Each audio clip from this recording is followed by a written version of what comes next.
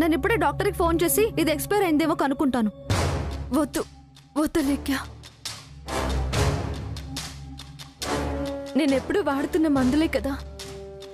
చాలా రోజులుగా ఈ పెళ్లి పనుల వల్ల కొంచెం నీరసంగా అనిపించింది. డాక్టర్కి ఫోన్ చేసి అడిగితే ఆయన అవమానించినట్టు అవుతుంది. ఇంతటితో వదిలేసేయాలేఖ్య. నువ్వేం బాధపడకక్క. ఎవరెన్ని నిందలు వేసినా జరగాల్సిన ఈ పెళ్లి మాత్రం ఆగదు. ఒక దుర్మార్గుడు చేసిన తప్పుకు నీ మీద మచ్చపడింది. వంశీ సార్ నిన్ను పెళ్లి చేసుకున్నాక వాళ్ళకి బుద్ధి చెప్తాడు. నిజమే అలేఖ్య, వంశీ సార్ని పెళ్లి చేసుకున్నాక నా బాధలకి కారణమైన వాళ్ళనెవ్వరినీ వదిలిపెట్టను. అందరికీ బుద్ధి చెప్తాను. నువ్వు ఆనంద్ గారు ఈ పెళ్లి సవ్యంగా జరగాలని చాలా కష్టపడుతున్నారు. మిమ్మల్ని కష్టపెట్టకుండానే మీ కలల్ని నిజం నేను చేస్తాను. సర్లే అక్క, అసలే నువ్వు చాలా నీరసంగా ఉన్నావు. కాసేపు బ్రష్ తీసుకో. ఈలోపు పంతులు గారు వస్తే నేను పిలుస్తాను. సరే అలేఖ్య, నువ్వు వెళ్ళు. ఏదైనా అవసరం ఉంటే నేను పిలుస్తాను. సరే అక్క.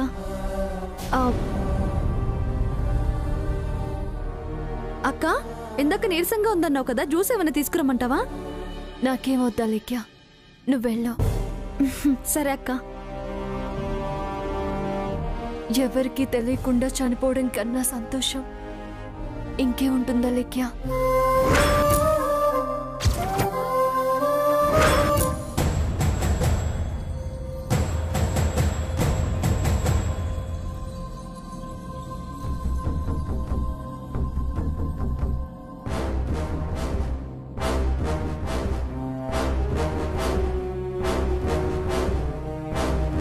ఏమైంది ఆనంద్?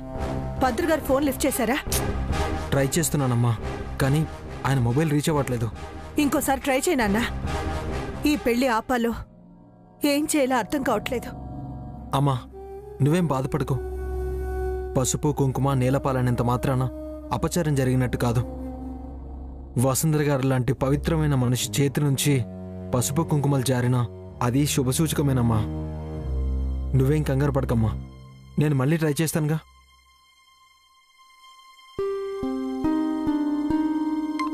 హలో ఆనందబాబు, మీరు కళ్యాణ మండపానికి బయలుదేరారా? లేదు పంతులు గారు, ఇంకా బయలుదేరలేదు. ఒకసారి ఫోన్ ఇలా ఇవ్వు. నమస్కారం సుచిత్రమ్మ గారు. నమస్కారం పంతులు గారు. అమ్మా, దుర్ముహూర్తం రాకముందే వంశీబాబును వసుంధరను కళ్యాణ మండపానికి తీసుకురావాలి. కళ్యాణ మండపానికనే బయలుదేరాం పంతులు గారు. కానీ దురదృష్టవశాత్తు వసుంధర చేతిలో ఉన్న పసుపు కుంకుమల కలశం నేలపాలైంది పంతులు గారు. అడుగు ముందుకు వేస్తే మా అత్తయ్య గారు అపచారం అరిష్టం అంటున్నారు. మీరొచ్చి ఈ దోషానికి పరిష్కారం చెప్పండి. పెద్దమ్మగారు చెప్పినట్టుగానే పసుపు కుంకాలు నేలపాలయ్యాయంటే అశుభ సూచకంగా కనపడుతుంది. అయినా దిగులు చెందాల్సిన అవసరం లేదమ్మా. నేను ఇంటికొచ్చి ఇద్దరి జాతకాల్ని మరోసారి పరిశీలిస్తాను. ఏమైనా ఆటుపోట్లుంటే పెళ్లిని ముందుకు వాయిదా వేసుకోవచ్చు. పంతులు గారు, మీరొచ్చి ఇక్కడ జరిపించాల్సిన తంతంతా జరిపించండి. అన్నీ సర్దుకున్నాకే కళ్యాణ మండపానికి వెళ్ళొచ్చు. మీరు త్వరగా వచ్చి పరిష్కారం చూపించండి. వచ్చేస్తానమ్మా.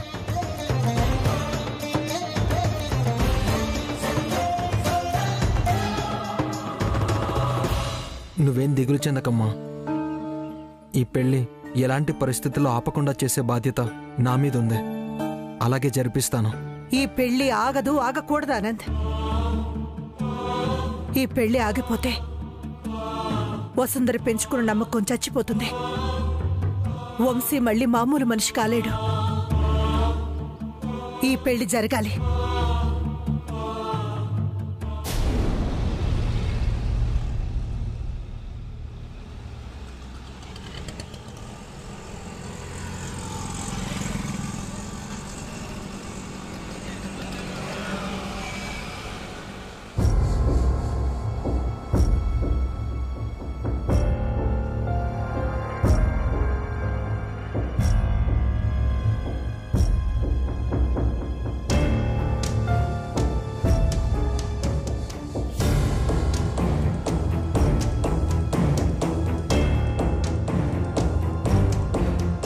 ఏంటి బంగారం ఇది? ఈ ఇంటి నుంచి కళ్యాణ మండపానికి ఎవరూ వెళ్లకుండా మనం ఆపాలని ప్రయత్నిస్తే తనకి తెలియకుండానే మనం అనుకున్నట్టే చేసింది. కళ్యాణ మండపానికి మనం వెళ్లకుండా తనిలా చేసిందేమోనని సంతోషపడాలో, అసలు పెళ్లి జరుగుతుందో లేదో బాధపడాలో నాకేమీ అర్థం కావడం లేదు బావా. నిజమే నక్షత్ర, ఇలా జరిగిందని మనం ఆనందపడినా ముందు ముందు అసలేం జరుగుతుందో అదే నాకు అర్థం కావట్లేదు. డౌటే లేదు బావా. ఇందాక వసుంధర కళ్ళు తిరిగి పడిపోయినప్పుడు మా అమ్మమ్మ అన్న మాటలు గుర్తు చేసుకుంటేనే భయంగా ఉంది. వసుంధర కళ్ళు తిరిగి పడిపోవడం వెనుక కూడా ఏదో తప్పుందని అమ్మమ్మ సందేహిస్తుంది. వసుంధర తెలుసో తెలియకో ఇలా చేసి మనకి వంశీ సార్ జాడ కనిపెట్టే అవకాశాన్ని ఇచ్చింది. పంతులు గారు వచ్చి ఈ సమస్యను పరిష్కరించేలోపే మనం వంశీ సార్ ఎక్కడున్నారో కనుక్కుని ఈ సమస్యను శాశ్వతంగా పరిష్కరించాలి. అనుకున్న ఈ పెళ్లి ముహూర్తానికే వంశీ సార్ వసుంధరల పెళ్లి జరిగిపోవాలి. కరెక్టే బావా.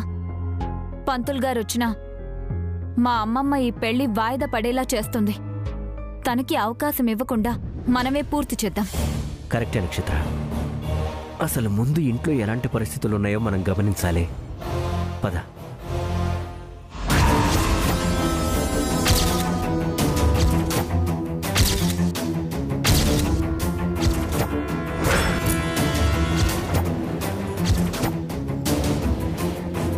కొంపు తీసి అమ్మమ్మకి నిజం తెలిసిపోయిందా ఏంటి? అప్పు, అది వసుంధర సడన్ గా కింద పడిపోయింది కదా, ఏదైనా అపచారం జరిగిందేమో, ఈ పెళ్లి అనుకున్న ముహూర్తానికి జరగదేమో అన్న బాధలో మాట్లాడుకుంటున్నాం. నువ్వేం చెప్పక్కర్లేదు, నేను విన్నాను.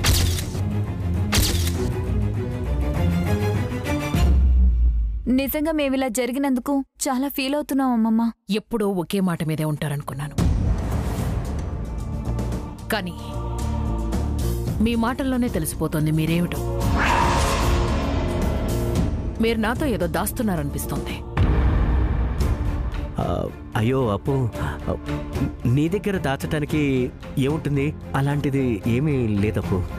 మరి ఎన్నాళ్ల నుంచి జరుగుతుంది ఈ వ్యవహారం? అప్పు, ఏమండి, నేను మీ పెళ్లి జరగాలని కోరుకుంటున్నాను, కానీ మీరు మాత్రం ఇలా నాకు తెలియకుండా ఎప్పటికప్పుడు ఏవేవో ప్లాన్లు వేసుకుంటున్నారు. అంటే అప్పు, అది నేను ఇప్పుడు నేను చెప్తున్నాను, మీరు వినండి.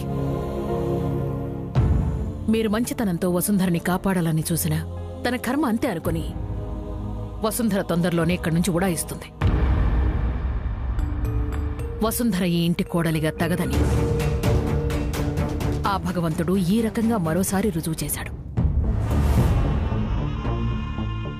ఇంటికి పంతులుగారొచ్చినా, పట్టిన దోషాలను పరిష్కరించినా ఈ ముహూర్తానికి జరిగేది మీ పెళ్ళేనండి. మీరేం దిగులు పడకండి. ఏ ఆటంకం రాకుండా ఈ పెళ్లి జరిపించే బాధ్యత నాది. చూడండి, ఒక్క విషయం మాత్రం గుర్తుంచుకోండి.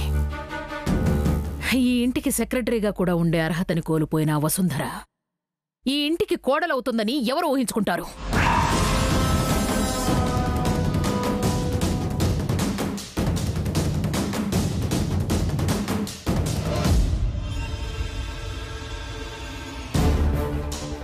అమ్మమ్మకి నిజం తెలిసిపోయిందేమోనని చాలా భయపడ్డాను బావా. ఇంకెందుకు బావా టెన్షన్?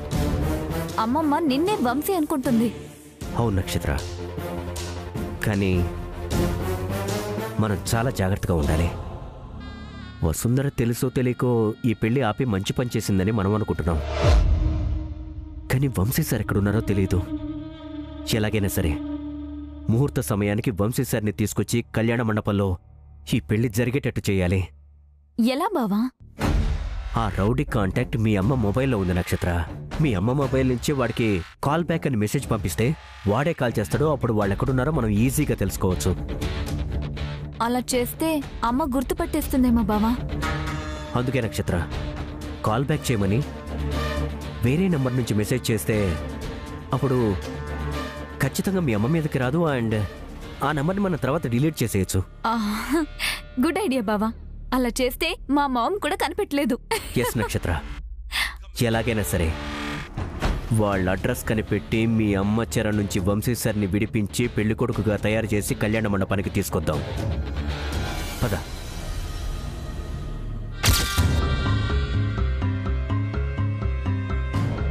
ఎందుకు ఐరేంద్రి ఇంకా తికమక పడతావు? నేను ఆల్రెడీ ఆ వసుంధరకి మరణ శాసనం రాశాను కదా. వసుంధర గట్టిపిండం కాంతం. దానికి చిన్న సిరప్ బాటిల్ విషం కాదు, లీటర్ బాటిల్ విషం ఇచ్చినా చావదు. అసలు ఆ వసుంధర మురళి పెళ్లి పీటల మీద కూర్చునేంత వరకు నాకు మనశ్శాంతి ఉండదు కాంతం. కళ్యాణ ఘడియ కూడా ఇంకా ఎంతో దూరంలో లేదు ఐరేంద్రి.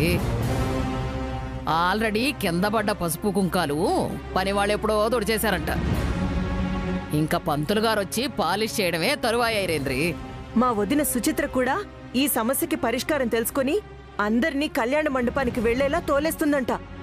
మనం కూడా సపోర్ట్ చేశామంటే ఈ పని ఇంకా సులువవుతుంది కాంతం. అంతేగా మరి. మరి నేనేం చేయను మామ్?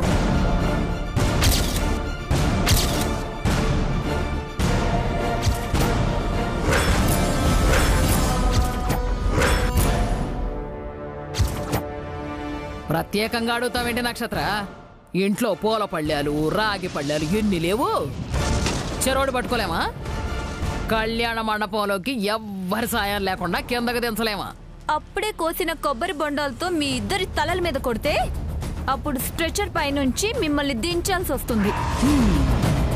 బేబీ మా, నేను నీకు అప్పుడే చెప్పాను, నా విషయంలో గాని మోసం చేయాలని చూస్తే నేను చచ్చిపోతానని. అది అలానే అంటుంది గాని మనకి తెలియకుండా ఏదైనా అఘాయిత్యం చేసుకుంటుందా ఏంటి? కాంతమ్మ, అందుకే ఈసారి గాలి పీల్చుకోకుండా నా అంతటా నేనే చచ్చిపోతాను. బేబీ, ఎందుకు నీకంత మొండితనం? మేము పెళ్లి చేయాలనుకుంటుంది వసుంధరకి మురళికే కదా. మామ్, అంటే నువ్వు నాకిచ్చిన మాట అబద్ధం. వంశీ బావ ఎక్కడున్నాడో చెప్పింది కూడా అబద్ధమే. బా కాదు బేబీ, వంశీ గురించి నేను చెప్పింది నిజమే. ఎలా నమ్మమంటావు? అబ్బా నిజం బేబీ. వంశీని తీసుకెళ్లిన రౌడీలతో నేను చివరిగా మాట్లాడిన మాటలు ఏంటంటే, మనం కళ్యాణ మండపానికి వెళ్ళగానే అక్కడ మొదలయ్యే వీడియో కవరేజ్ టీవీలో టెలికాస్ట్ అవ్వగానే వాళ్ళ మొబైల్స్ ఆన్ అవుతాయి. అయితే ఒకసారి నీ మొబైల్ ఇవ్వు మామ్.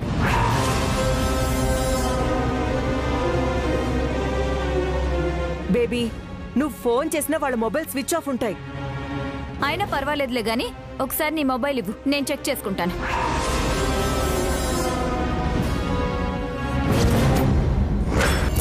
ఇవ్వు మామ్. ఇవ్వవే ఐరేంద్రి. ఎలాగో వాళ్ళ ఫోన్లు స్విచ్ ఆఫ్లోనే ఉంటాయి కదా. పాపం నక్షత్ర సంబరం ఎందుకు కాదనటం? ఇచ్చేయ్. బేబీ, ఊరికే ఆవేశపడక ఐరేంద్రి.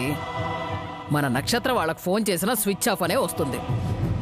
అప్పుడైనా దానికి నిర్ధారణ అవుతుంది మనం చెప్పేది నిజమే అని. ఇప్పుడే వస్తాను. ఏ బేబీ, బేబీ ఉండు. ఎక్కడికి? నా కాబోయే మొగుడు దగ్గరికి. నువ్వు అక్కడికి వెళ్ళడానికి వీల్లేదు. ఇక్కడే ఫోన్ చెయ్యి. ఇప్పుడు నువ్వు నా నాపాలను చూసావనుకో, నా డెడ్ బాడీని చూస్తావు మామ్. వసావ్, మన కొంప మునిగింది కాంతం.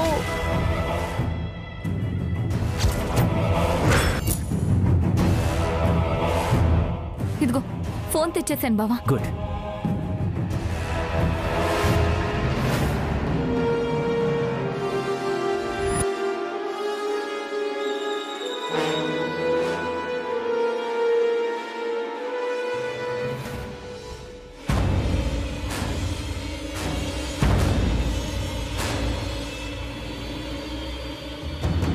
బావా, మా అమ్మకి నీలాంటి వాడు అల్లుడుగా రావడమే కరెక్ట్. ఉండు నక్షత్ర, మీ అమ్మకి డౌట్ రాకుండా ఈ మెసేజ్ డిలీట్ చేసేస్తాను.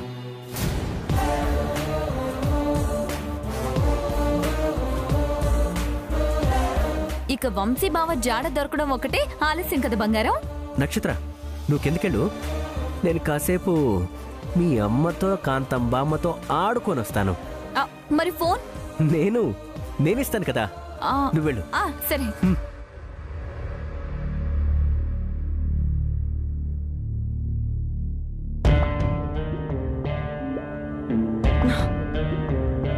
రేయ్, నువ్వెందుకు వచ్చావు ఇక్కడికి అసలు? అంత కోపడతారేంటి మేడం? మీ ఫోన్ మీకు తిరిగిద్దామని వచ్చాను మేడం. అసలు యాక్చువల్గా ఇన్ని పూలు తీసుకొచ్చి పువ్వుల్లో పెట్టి మీకు ఇద్దాం అనుకున్నాను. కానీ అదిగో ఆ పని వాళ్ళు కుదరదని చెప్పారు మేడం. వాళ్ళు ఏంటో. రేయ్, నా కూతురు ఎక్కడ్రా? దాన్ని ఏం చేసావురా నువ్వు? మరోసారి ముద్దు పెట్టాను మేడం.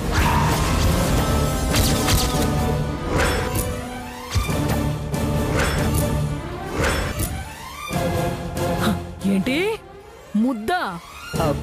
తనేం వద్దలేదు కాంతం గారు, నిజం.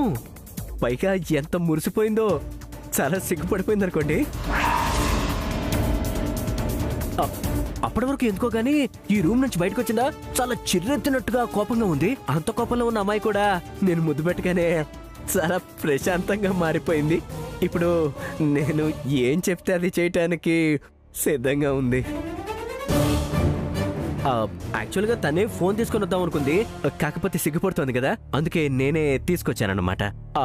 అలాగని ఆ చనువుతో నేనేమి మీ మాటలు లెక్క చేయనని అనుకోవద్దు. నేను మాత్రం మీరు చెప్పినట్టుగానే వసుంధర గారిని పెళ్లి చేసుకుంటానండి.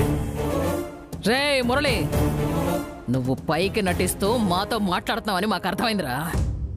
ఒక్క రాయి కదిపినంత మాత్రాన మమ్మల్ని నిలువున కూల్చేశానని భ్రమపడకు.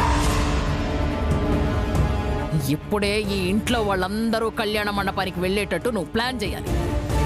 రేయ్,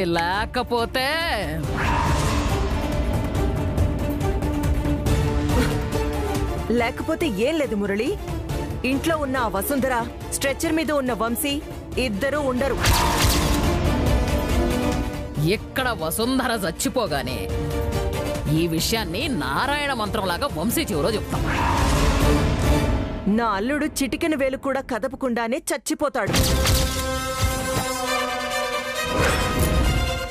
మేడం, ఇదిగో నాకేమీ నా మనవరాలు సుమంగళిగా పోవాలని ఆశ లేదు. నాకు కూడా నా కూతురు పెళ్లి వంశీతోనే జరగాలని కోరికేం లేదు మురళి. ఎందుకంటే వసుంధర చనిపోయిన మరుక్షణమే వంశీ చచ్చిపోతాడు. మేడం ప్లీజ్ అలా చేయొద్దు. నేనేం చేయాలో చెప్పండి, మీరేం చెప్పినా చేస్తాను.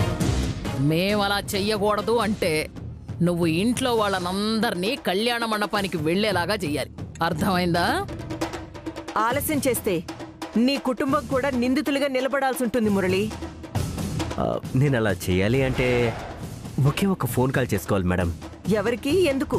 అంటే అది పంతులు గారికి అండి. పంతులు గారికి ఫోన్ చేసి ఈ పెళ్లి జరగాలి అని చెప్తాను. అలాగే కళ్యాణ మండపానికి అందరూ తొందరగా బయలుదేరాలని చెప్పి ఫోన్ కాల్ చేసుకొని వస్తాను. అయితే ఇక వెళ్ళి ఫోన్ చేసుకో. ఇదిగా నక్షత్రని మర్చిపోయి వంశీని వసుంధరని గుర్తు తెచ్చుకొని ధైర్యం తెచ్చుకో. వెళ్ళేక్కడి నుంచే. అలాగేనండి. కాంతం బామ్మ గారు, చివరగా మీతో ఒక మాట చెప్పి వెళ్ళిపోతానే. ఏంటో చెప్పు. నేను దేవుణ్ణి నమ్మనండి. దేవుళ్ళలాంటి వంశీ సార్నే నమ్ముతాను. ఎందుకంటే ఆయనే నాకు దేవుడు కాబట్టి. అలాంటి వంశీ సార్ ఎందుకు గొప్పవారో తెలుసా? వసుంధర గారు లాంటి మంచి మనిషిని ప్రేమించారు కాబట్టి. అలాంటి వసుంధరకి బామ్మగారైన మీరు ఎంతో అదృష్టవంతులు. కానీ ఎంత అదృష్టమైనా మీరు వాళ్ళని విడదీయాలనుకుంటున్నారు. మీరు వదిలేసిన వాళ్ళని కలపకుండా నేను మాత్రం వదలను. నమస్కారం అండి, వెళ్ళొస్తాను.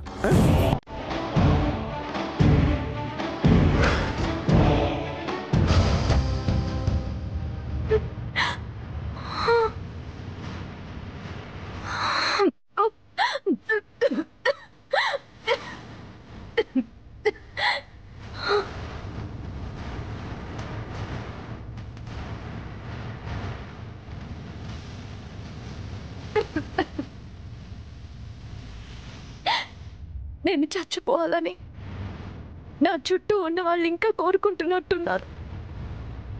మీ దగ్గరికి వచ్చే సమయం ఇంకా దగ్గర పడుతుందమ్మా.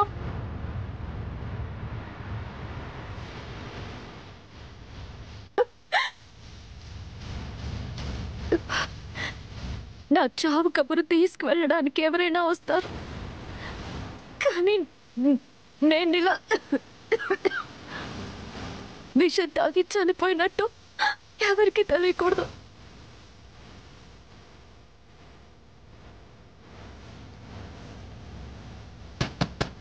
వసుంధర గారు, వసుంధర గారు,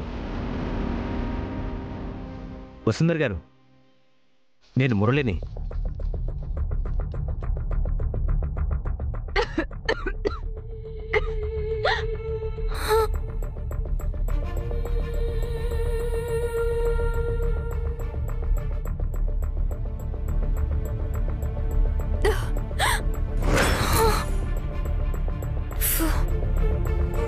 మురళి గారు చాలా తెలివైన మనిషి.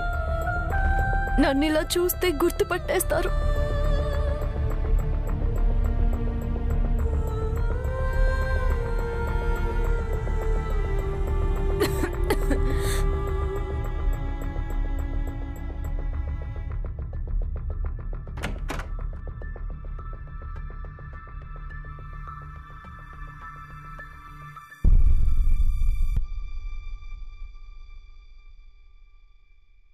చెప్పండి మురళి గారు.